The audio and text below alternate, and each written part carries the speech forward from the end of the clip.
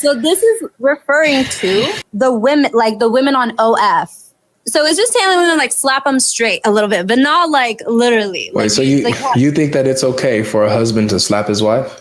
It's not referring to husband and wife. It is. This is literally talking about husband and wife. Literally. It says men are the... If the wife... Yeah, okay, what if she's married or if she's not married, right? Like if she just strays and she's getting on OF or whatever, like he needs to like slap her silly. So right? Like, it's okay for a man to hit a woman. You think that's good? But not like abuse. Don't abuse her. Like you. So again, I'll ask you again. Is it okay? Is it good for a man to beat his wife? In the sense of like, girl, what are you doing? You're like somebody. She's paused, so she probably got a call or something. In the arena of moral philosophy, a worldview is often tested not by the arguments it invents, but by the reality it produces. Many individuals are drawn to specific religious frameworks under the promise of safety, protection, and structural honor for the family unit. But what happens when the actual text of that framework completely contradicts the very moral values you claim to love? In this high-stakes cross-examination, a Muslim woman enters the stream to defend her faith on the basis of women's rights, only to be directly confronted by the unyielding words of her own scripture. Watch the anatomy of intense cognitive dissonance, where personal conscience collides head-on with a text that cannot be explained away. Prepare for a stark evaluation of scriptural morality. You are watching the truth defended from the front lines. This is the apologetic vanguard. Okay, hello. Hi. Okay, so I'm Muslim and I would like to understand like what is going on here. Sure. I'm a Christian, and by reading the Quran, I've seen some things that would disqualify Allah from being God. God being all powerful, all knowing, stuff like that, right? So so you're the unguided. I am the guided, actually. Okay, continue. Yes, I believe that the ones who think that Allah is God are the unguided ones. I'm on the straight path. Okay. So, for example, you and I would agree that God, by definition, is all powerful, right? Most definitely. All right, good. So my question to you is this. If Allah wanted to, could he have a son? No. So he's not all powerful. He is, but that's not in his attributes to do something like that. Right. It's not in his attributes to be able to have a son if he wanted to. So therefore, he's not all powerful. He's not a creation, right? Son, biological, that's limited to like this species, this creation. God is not like us. He's not, your brain is limited and it cannot even fathom that there is this being that's not like a son, father, biological thing like that. So that does not apply to him. I see. So do you know that you just went against what your Quran says? Nothing I said went against my holy Quran. Yeah. Your Quran says that if Allah wanted to, he could have a son. He would just take one from one of his creations. So what's your issue? Well, you just contradicted the Quran. How did I contradict the Quran? You said that Allah couldn't have a son if he wanted to when the Quran says he could. Because you would try to use it and twist it. So I'm not going to fall for that. I think that you fell for your own self because you're over anticipating. If you are accepting the Quran as the truth, if you are then you accept it in its entirety. Okay? Don't try to twist certain things. Right. So and honestly, this is a simple topic. I agree. Son and father. I agree. That's a simple. What is something that you have that's deeper? Well, I think that simplicity is always effective. You know, not all of us can go super deep. I'm a very simple man myself. I'm not the smartest bunch. So the simple arguments and the simple concepts to me resonate and usually resonates with the viewers. So I would say this. So then can I re-ask you the question now that we know what the Quran says? Could Allah have a son if he wanted to? No. I know what you mean. And I know that you're saying it's in the Quran, but I don't want to say such a thing. Right. Okay. I don't want to affirm such a thing. But you would be okay to affirm that because Allah affirms it himself in the Quran. So you wouldn't be. So take the Quran's word for it. Whatever the Quran says, I agree with it. So do you believe that Allah, if he wanted to, could have a son? In the sense as birth one? Yeah. He's not like us. Like, he's not like his creation. But he says that he could do it if he wanted to. So do you believe him? In the sense as in, like, he's unlimited in power and can do anything. Like, anything you can imagine. Anything you can imagine. Yes, of course. Okay. Yes. All right, good. So it looks like we're on the same page that if Allah wanted to, because he's all powerful and could do anything you can imagine, he could have a son if he wanted to. Correct? He can do anything he wants. Like, anything you can imagine. Because I want to hear you say it. So he could, if he wanted to, have a son. Correct? I just like say like personification and like biologic. Like, I don't want to do that. So like whatever you're saying, like we can put a check. No, because I want you to, because you're a Muslim. I don't want us to check something that you're not comfortable with saying. If you're not comfortable with affirming what Allah said about himself, just say that. No, I am, but I don't want to use like these words. But he uses these words. See, I'm not giving you something he didn't say himself. He uses these words. Okay, I guess. Yeah, sure. Good. So Allah can have a son. He has the same attributes that we do. He could have a son if he wanted to. Yes. Ooh, that's tough. Now, let me ask you this. Okay. If he wanted to have a son, could he do it by himself or would he need a wife? See, this is such a weird thing to like get into. Like, I don't even want to imagine such. You want it deep. Like, you wanted to get deep though, didn't you? But not like, this is simple. That's what I'm saying. Like, the overall, what you're covering, like, can God like give, like, you know, have a wife and like give birth and stuff like that. Like, that's not something that he does or he needs to do because he's self-sufficient. I agree. It's not something that he does, nor does he need to do it, which isn't my question. My question is, could he if he wanted to? Could he have a son? Like, okay, we already said that he could if he wanted to, but would he need a wife to have the son or could he have a son by himself? I mean, of course, if he says be, like, it would be. He doesn't need, he's self-sufficient. He can do whatever he wants. Exactly. So if he needed, if he couldn't do that by himself, then that would that would show that he's not all powerful, right? Right. Right. And therefore it wouldn't be God because God is all powerful. Sure. Okay. Okay. So you and I agree that Allah is not all powerful because he also says this in chapter 6, verse 101 of the Quran. He says, how can Allah have a son when he doesn't have a wife? So according to this verse, in order for Allah to have a son, he would need a wife. He couldn't do it by himself. Okay. So pull up the verses side by side. Okay. Is there a way for you to do that? Yes. Let me get this for you. Let me go ahead and kind of minimize my YouTube stream a bit. All right. Okay. So chapter 6, verse 101. I'm going to pull that up and I'm going to show it on the screen for you so you can see it. And then we'll look at the other verse also that says he could, if he wanted to take a son, he could have taken it from any of his creation. All right. So that's 6:101. All right. And actually I'm having a brain fart. Guys, what's that verse where it says if he wanted to, he could take a son from his creation? What's that verse, guys? Text it to me if you, don't text it to me because I'm not going to get anything. Guys, what's that verse? I'm having a brain fart. We were just using it too, by the way. Where's 100 when you need them?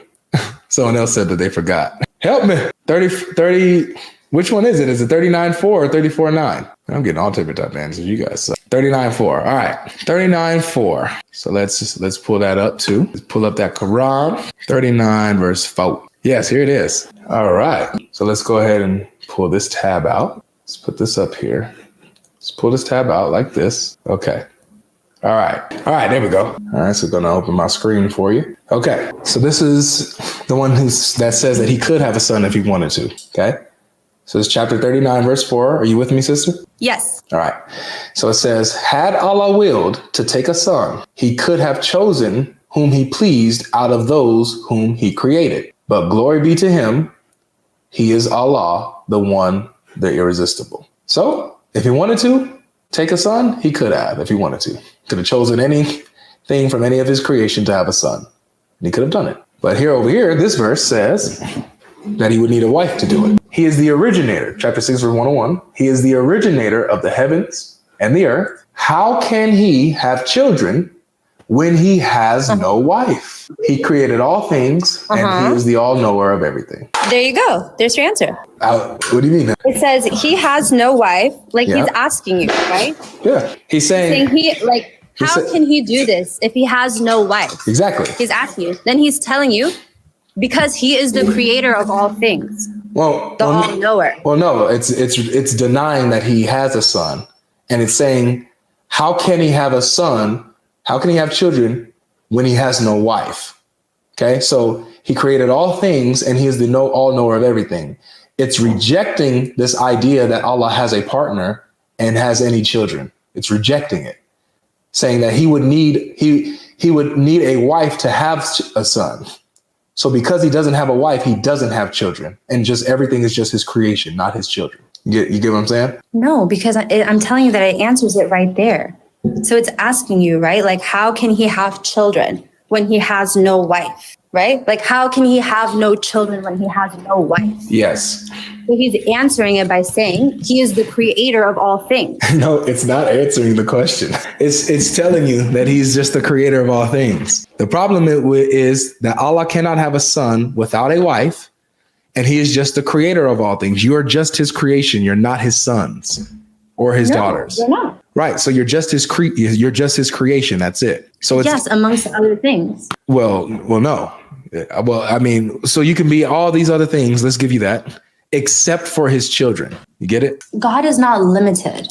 Well, this verse says he is. No, but how, when he's saying, literally he ends it, right? Like it's a poem, okay? That's how you read the entire Quran, actually. It's just a poem. So he's ending it with like the glory. It's not ending it with like, I'm limited. Like I would not be able to, like, I'm so weak. Like I would not be able to have a son if I didn't have a wife. Duh. Like I need my creation. We're like the last of these like beings that we know of. I don't get the conclusion there. It's literally rejecting this idea that Allah has any children. And one of the objection is because he doesn't have a wife. You're just his creation. He can't have children if he doesn't have a wife. First of all, God is not like that, to have like a spouse and things like that. Like we don't like associate that with him. He did. So remember, we just saw it. So he's like trying to tell you basically, like he's trying to fix your idea of what you think God is. Like your idea of God is so like, it's illogical for you to think what you think about Jesus being God. So he's trying to fix your logic with this verse. It has nothing to do with Christians. It's not addressing Christians. It's addressing the polytheists. Okay. Well, yeah. So it's addressing the polytheists. But I would agree with you that this would apply to an objection to Christianity. When, I mean, kind of, but not really, because Allah seems to think that people believe that he has children by sexual intercourse, that's the only way to have kids, which is not the Christian belief. So he doesn't even know what we believe.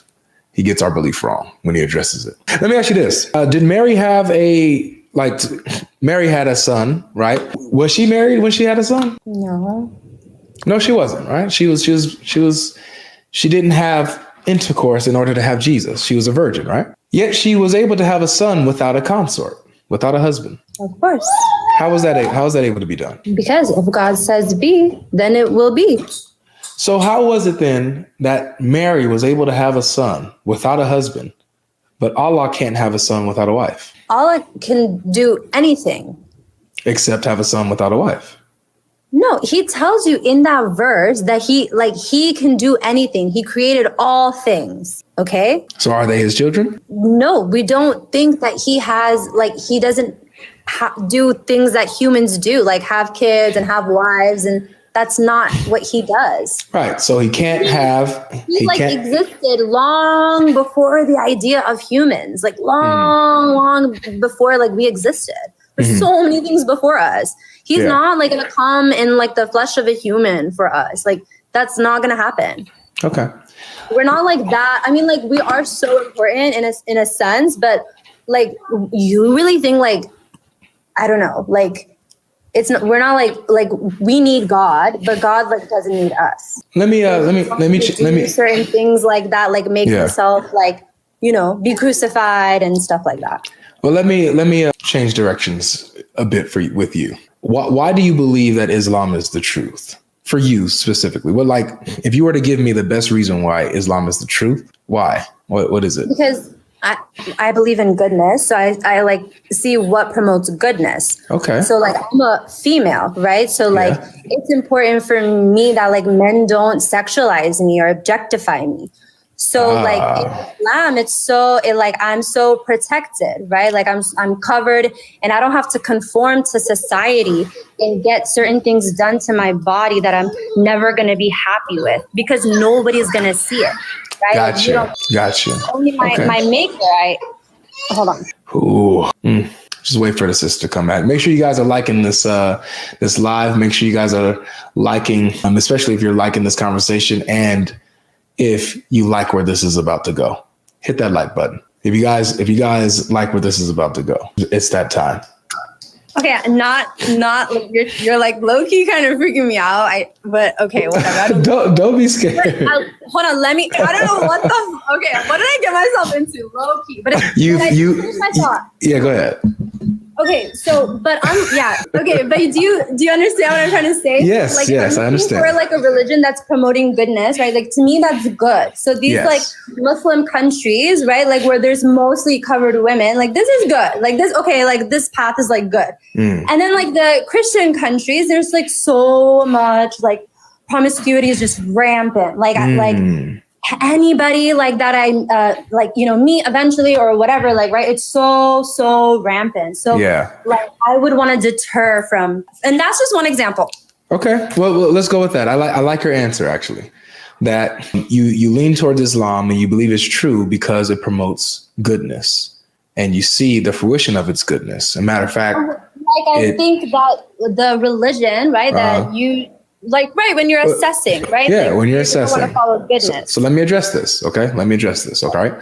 Because I like what you said. However, so if a religion is not professing goodness, right, then it would show that it is actually not from God, because God is good. He would not promote evil or wrongdoing. Would you agree? But goodness on like what scale?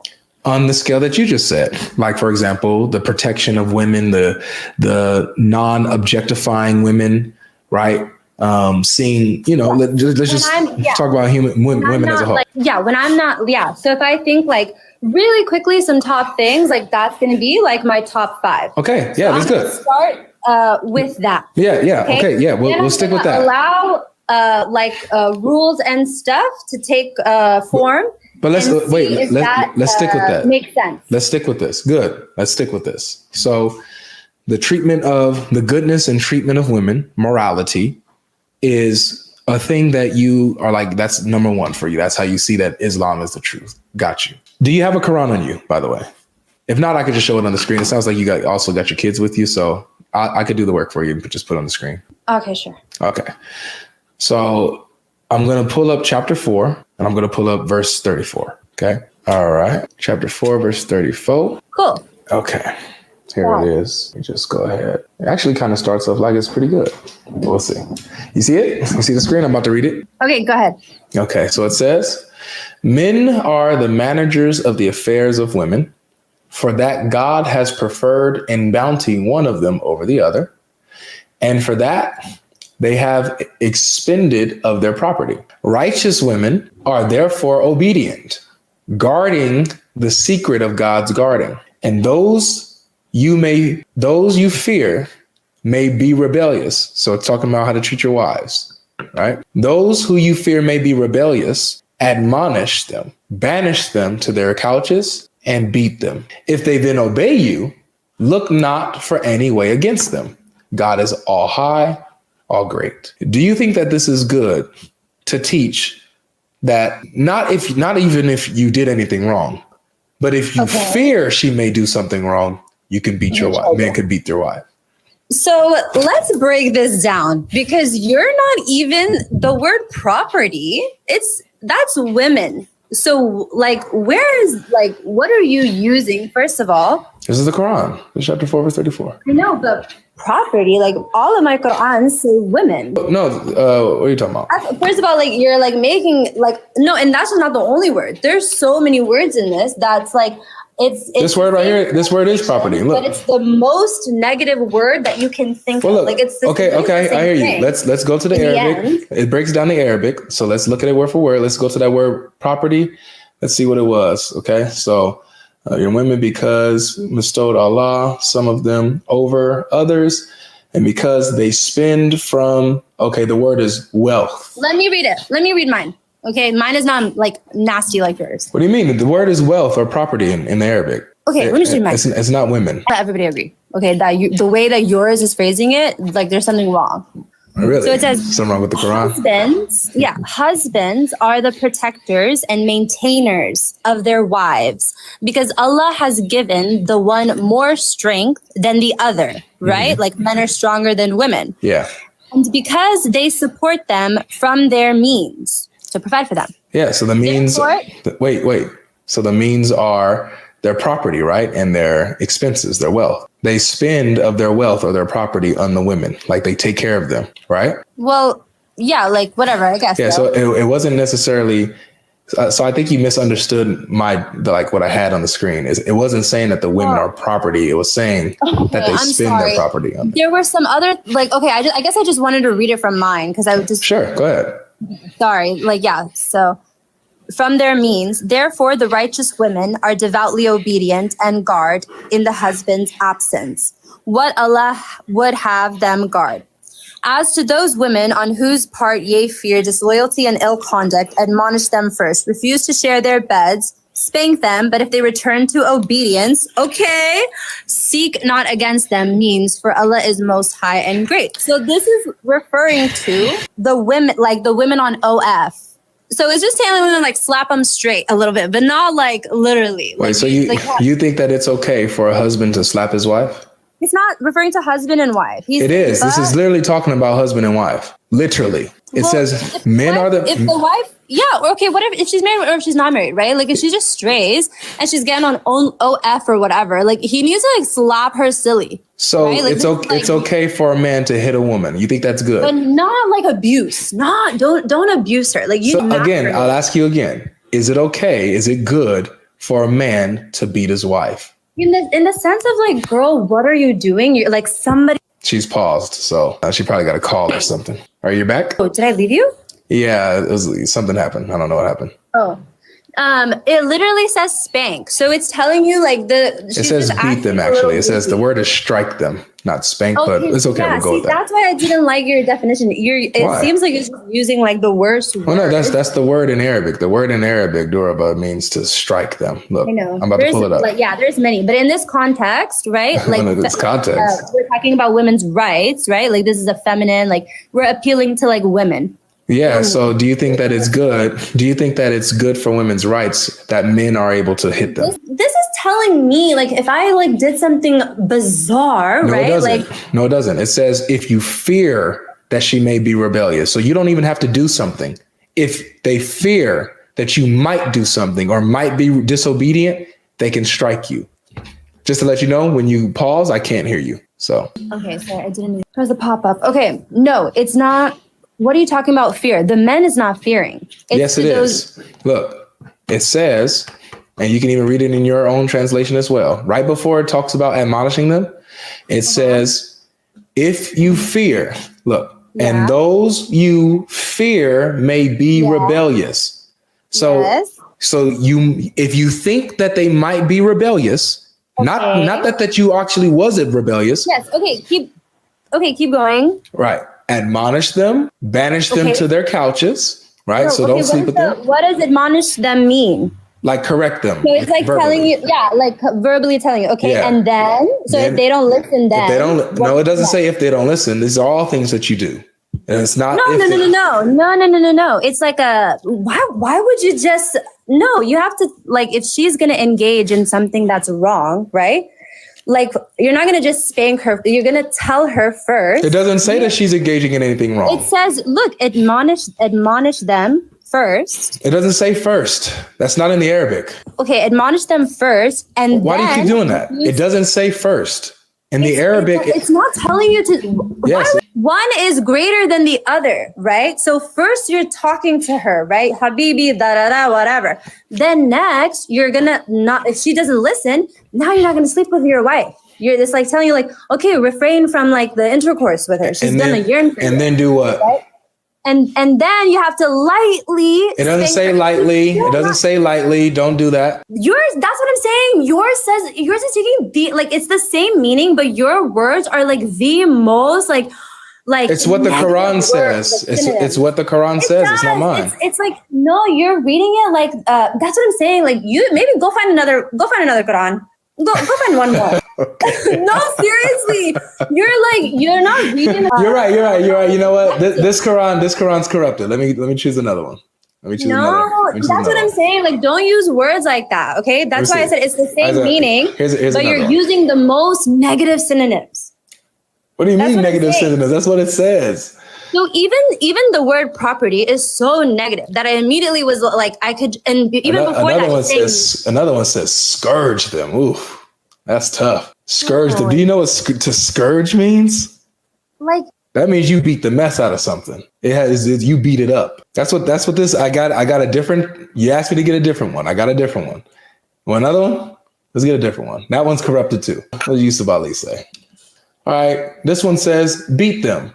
But in parentheses, which is not in the actual text, the commentator adds lightly. This is not in the Quran. They add this. This is what it says. Yes, because this is, yes. It's clarification for you. People who speak Arabic, they understand, okay? This is clarification for you to help you. All right, so I got you. I don't want to use the ones that are trying to help me. I want to stick to this one that makes it look like you do. I used 3 of them. You said the first one was corrupted. You didn't like the second one that said to scourge you, and so this one says beat them. It's okay. So look, this is my question. All right. I do see do you think it's okay to give a permission for a man to beat his wife, even lightly? You think that's okay for women's rights? So the word beat and lightly, like, I don't think they go in the same sentence together. Because they don't. You say beat before you even say lightly. I've already have a vision of like what. Good. I'm glad. Okay, so I don't say beat. You can't say like beat lightly. Well, that's it. Thank you. So it's not. So that's what I'm. Hold on. You keep pausing, sister. When you pause, when you leave the app. Yeah, whenever you leave the app, it's gonna pause you, and I can't. I'm not leaving the app. It's my connection. Sorry. Oh, okay. Okay. So look, this is my question. It's a simple question for you and I. Is it ever okay for a man to beat his wife? No, and no man in Islam should beat his wife, and we don't promote that. Well, the Quran does. No. First of all. Okay, I can't. I gotta go. Oh my God. Okay. If you need to go, it's okay. Like, follow me. We could continue this next time. No, I just want to explain it really quickly. I don't want to end on that. That's so bad. So don't exaggerate it, okay? Don't exaggerate it, right? Like, I am not exaggerating. We just read. I know. But Islam is very firm. So he's like, Allah is telling you. I see. Yeah. No, he's like, he's describing like. It's firm. You know, like. He's describing like what you should do in a situation like this. Yes. She's like OF, right? You go and you talk to her. It doesn't say OF. Listen. Huh? What is OF? Are you saying OnlyFans? Yeah. No, I'm saying the level of disloyalty and ill conduct. If it's it don't say nothing like. Look, it says if you fear disobedience, if you even think that she might disobey you, so you have to obey him, right? You can't resist.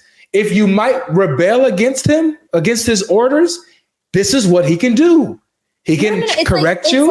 He can send you. He can not sleep with you, or he can beat you. Or I'm sorry, not or and he can beat you.